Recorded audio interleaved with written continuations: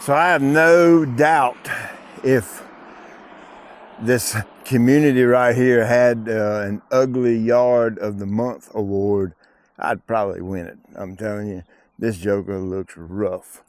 Got some old annual rye popped up. These real dark green spots you see are actual ryegrass from a couple of years ago or so when I rye overseeded. I didn't rye overseed last year. They just poop came up, you know what I mean? I got a little bit of fescue popping up right in here, right there. I got some plantain, got some henbit, got everybody's favorite Poa annua. Dandelion right over there. Mouse ear chickweed right over there. Henbit, did I say henbit? It's over there in that corner. And pretty much a bumper crop of Poa annua.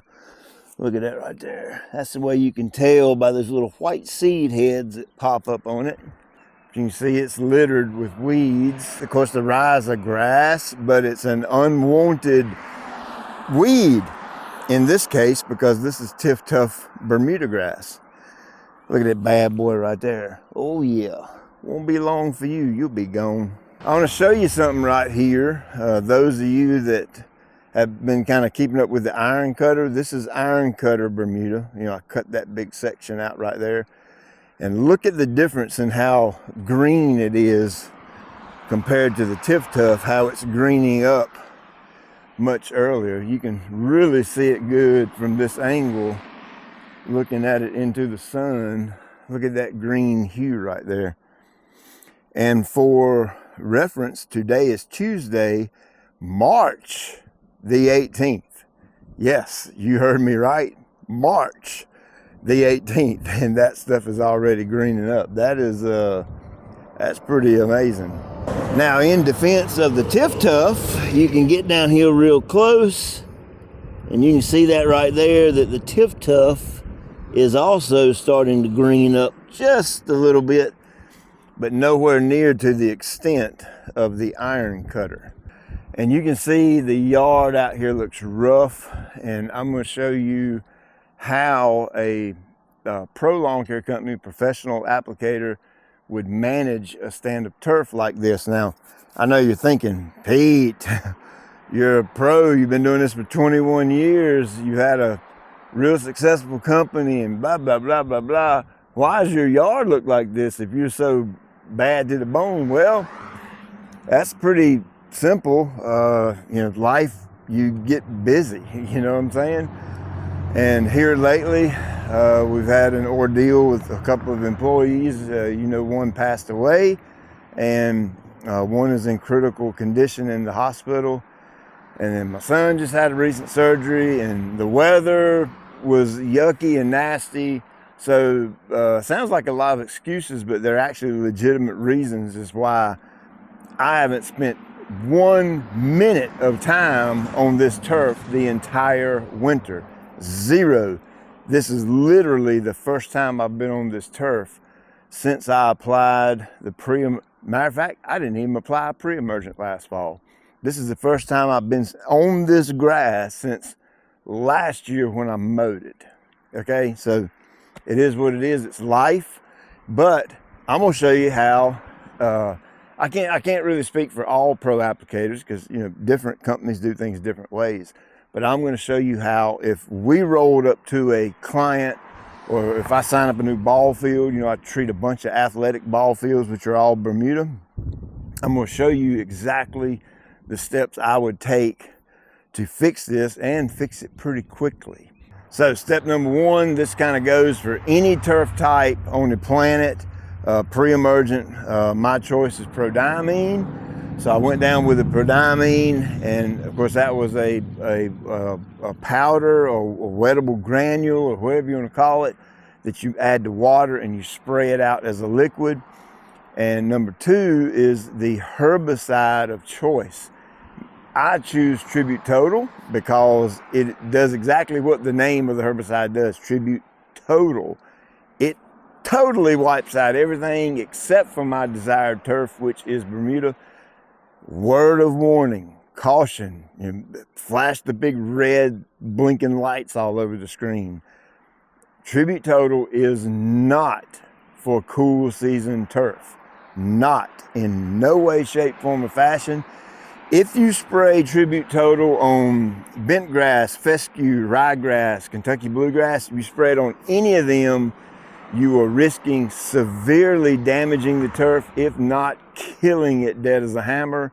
This is strictly for Bermuda grass. I want to make sure that's clear, because trust me, I've had somebody do it in the past and they regretted it. So the Tribute Total goes down in with the liquid. I did run the full rate, which is I think 3.2 ounces an acre. It comes up to about a half an ounce. So that's really all I use. And it is a wettable powder, water dispersible granular, just like the Prodiamine. So you mix it with water and spray it out. Something else I added in was, of course, the O2YS, my adjuvant. Simply to increase efficacy, to help the product adhere to the plant better, and I just get a much faster kill when I'm using that adjuvant as opposed to not using it. Now, something else I did that is really untypical for this time of the year, I first went down with the GCI 3000. Yes, it is March 18th. And this is probably the earliest on record that I've ever fed Bermuda grass. But again, I'm letting the weather dictate what I do. I'm letting the plant tell me what to do to the yard, and I see green up. Typically, this green up happens, late April, early May sometimes. But with these two cultivars in particular, they tend to green up a little bit quicker than, like a 419 or obviously common Bermuda. With that being said, I went down with the 3000 granular first, then I sprayed.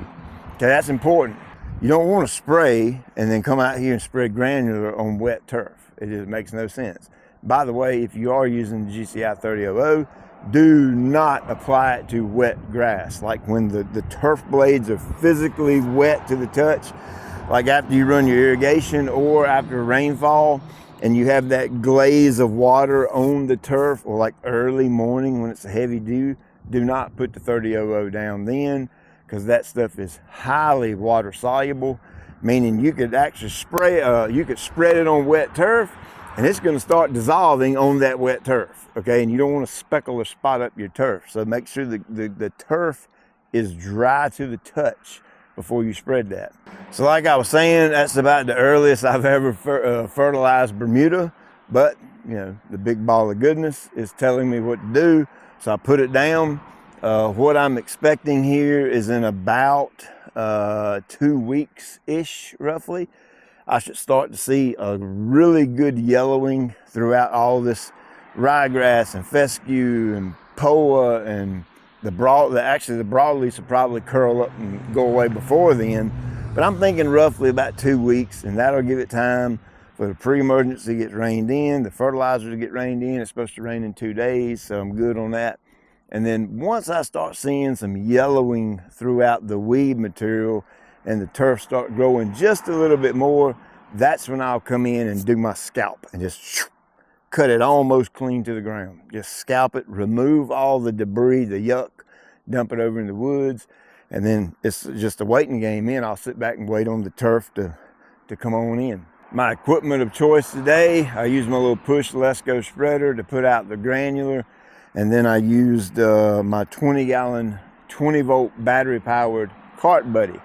Cart Buddy does come in a 20-volt battery option. I just don't want to drag a drop cord out here, to be honest with you. So I got the battery one here at the shop. And then, of course, at my home, I've got a 50-gallon Spray Buddy, which mounts on the wall, and it has a plug-in pump. So you actually plug it into the outlet, what do you call those? 115, 110 volt, whatever it is. You plug it into a wall outlet, and it keeps getting it. The Cart Buddy does have very aggressive agitation, so those water dispersible granulars, I'm able to pour them right over into the tank. I don't have to pre-mix them.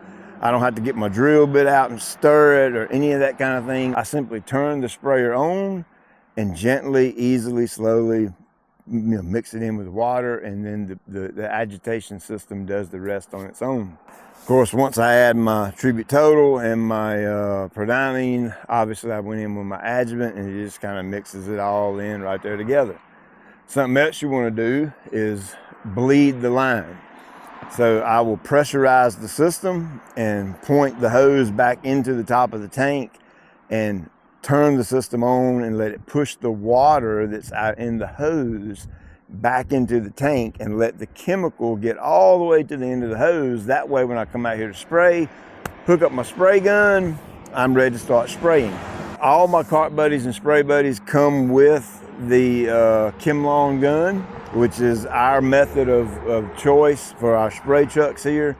It's just, in my opinion, it's the best all-around way to spray turf.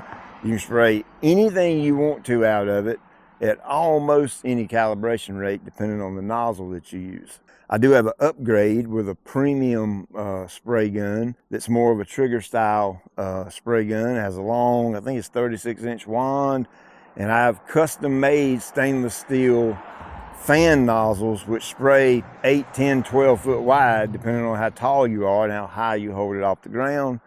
And they come in either 1 gallon a minute or 2 gallon a minute. And of course, the one you're looking at right here in this video is a 2 gallon a minute nozzle. If I'm covering this 7,000 square feet at 2 gallons per 1,000, and I'm spraying 10 foot wide, 12 foot wide each pass, I can knock this out in a matter of minutes and get back to work. So we'll come back and check this out in, I don't know, 2-3 weeks or so, and look at the results. But I mean, I ain't already going to tell you what's going to happen. It's going to be clean and looking a lot better than it looks right now. That's for dang sure. Update on the city coming through and putting that pipe in. That's still on go. I'm just sitting here waiting on them to come start doing it. And of course, the front yard is going to get tore up a little bit. You know, it is what it is. We'll make some videos on how to fix that later on after they tear it up. The beds are in pretty rough shape out here too. The guys are going to cut down all the monkey grass or the ripey later today and get the bed sprayed.